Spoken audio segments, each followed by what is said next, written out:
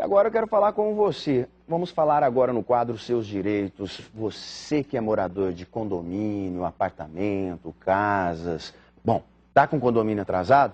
Sabia que uma nova legislação entrou em vigor e a sua dívida pode deixar de existir em 5 anos?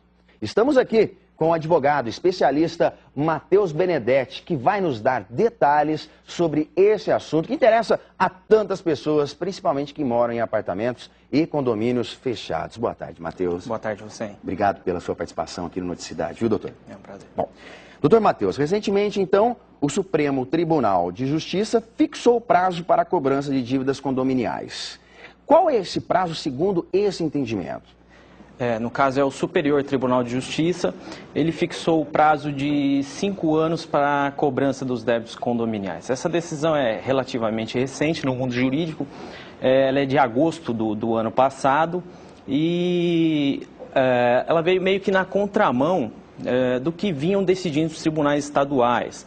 Essa decisão, os tribunais estaduais estavam decidindo majoritariamente com esse prazo de 10 anos, e aí o Superior Tribunal de Justiça, nessa decisão, que pegou até de surpresa os síndicos e administradores de condomínio, decidiu que a dívida tem o prazo prescricional de 5 anos. Então, vale a atenção dos síndicos e administradores de condomínio para que cobrem essas dívidas, não deixem passar mais do que 5 anos para cobrar essas dívidas. Doutor Matheus, isso não vai estimular a inadimplência ainda mais dos condomínios com essa decisão do Supremo? Do Superior. Isso pode sim estimular isso, mas vale a atenção dos síndicos e administradores de condomínio. Pode estimular, se a dívida estiver desde o seu vencimento com mais de 5 anos, ela não pode ser cobrada na Justiça. Existem, nós já vimos casos de condomínios que estão com dívidas acima de 5 anos, e então é por isso que os síndicos e os administradores têm que ficar bem atentos para que ajuizem logo as ações de cobrança. Então todos os juízes agora estão obrigados a decidir dessa forma? Não. Essa é uma decisão de uma turma do Superior Tribunal de Justiça, e essa decisão ela não tem força vinculante, né? Ela é um entendimento, então, de maneira que os outros juízes podem decidir de modo diferente, né? Eles podem decidir que a dívida prescreve em 10 anos.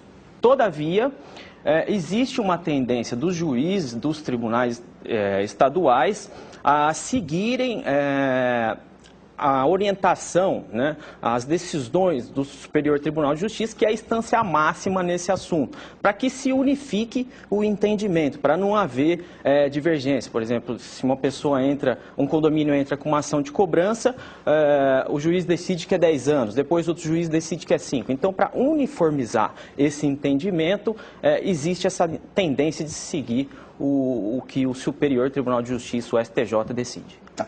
Doutor Matheus, por exemplo, vamos dar uma situação. O condomínio, o inadimplente, em 5 anos, ele prescreve, ou se o advogado entrar novamente com pedido de cobrança, e ativa novamente ou não? É extinguido mesmo? Bom, se dentro dos 5 anos, desde o vencimento da dívida, o condomínio ajuizou a ação de cobrança, essa dívida vai poder ser cobrada. Se do vencimento até o ajuizamento da ação foram mais de 5 anos, essa dívida o juiz vai extinguir o processo em relação às parcelas que foram ajuizadas com mais de 5 anos. Por exemplo, doutor, nesse caso do inadimplente, o condômino deixa de pagar e ele só tem um imóvel, que é o imóvel onde ele mora com a família dele. Esse imóvel pode ser penhorado, pode ser requisitado para ser paga a dívida, se caso ele esteja assim próximo dos 5 anos e entrar com uma ação até de despejo?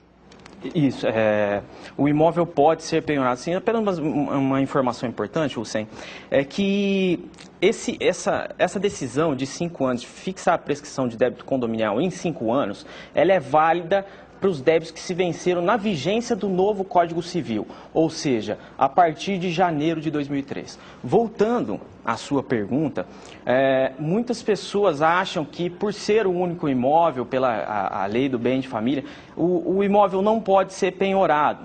No entanto, a dívida de condomínio, assim como algumas outras, ela constitui exceção a essa regra. Então, ainda que a pessoa tenha somente um imóvel, esse imóvel responde pela dívida e ele pode ser vendido judicialmente para pagar essa dívida. A pessoa, ainda que tenha um único imóvel, ela pode perdê-lo.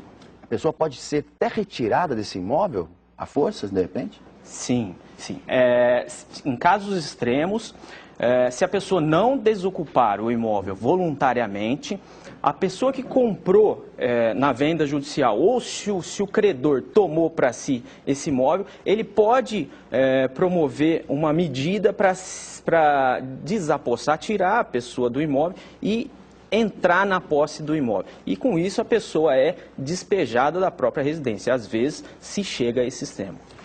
Doutor Matheus, no caso também ainda dentro dessa possibilidade da penhora e do despejo para quitar a dívida, em uma situação em que esse imóvel estiver financiado ou com alguma dívida junto ao banco, há também essa possibilidade? Sim, há também essa possibilidade. Às vezes a pessoa pensa que o imóvel tem dívida que ele não pode ser penhorado. Não. Ainda que exista dívida, hipoteca sobre o imóvel vai ser penhorado. A diferença é que nesse caso haverá um concurso de credores e o dinheiro obtido com a venda desse imóvel vai se destinar a pagar as duas dívidas. Vai pagar o débito condominial e também vai pagar o débito do agente financeiro. A Justiça tem decidido que se paga prioritariamente o débito condominial. Então, com o dinheiro obtido na venda desse imóvel, se paga primeiro o débito de condomínio e o que sobrar, se sobrar, se quita a dívida de financiamento da pessoa, se ela houver, se existir. Tá. Há a possibilidade, doutor Matheus, de voltar a essa discussão por conta da polêmica e o superior voltar atrás nessa decisão? Sim, existe a possibilidade, como é a decisão de uma turma, pode ocorrer de outra turma, do próprio Superior Tribunal de Justiça, decidir de maneira diferente. E aí, então, isso vai para um outro órgão maior dentro do próprio Superior Tribunal de Justiça, para que esse assunto seja, vamos dizer, pacificado, uniformizado. Recentemente, isso aconteceu com a multa do artigo 475 do Código de Processo Civil, a partir de quando ela incidia ou não. Houveram decisões diferentes, de turmas diferentes, dentro do próprio Superior Tribunal de Justiça. Então, aí existe um órgão especial que vai unificar esse assunto. Ok. Doutor Matheus, para finalizarmos, qual que é a dica que você, como advogado, deixa para o condômino e para o administrador para que se resolva de uma forma mais tranquila? Qual que é o conselho que você dá? Isso, inicialmente, né, então, tentar a cobrança extrajudicial de forma amigável, né, para tentar receber mais rápido essa dívida, porém, atento a esse prazo prescricional, não deixar que isso se arraste por muito tempo. Existem síndicos que passam um mandato inteiro, que normalmente é de 2 anos, sem ajuizar uma ação de cobrança, e isso é preocupante. Então, que se cobre, se tente cobrar amigavelmente para se evitar a ação. Porém, se logo se verificou que não deu certo essa cobrança amigável, se ajuiza a ação de cobrança. Ok. Doutor Matheus, muito obrigado pela sua participação aqui no Noticidade, pelas informações aí aos administradores e até aos moradores de condomínios que não sabiam, muita gente ainda desconhece dessa nova decisão do Superior Tribunal.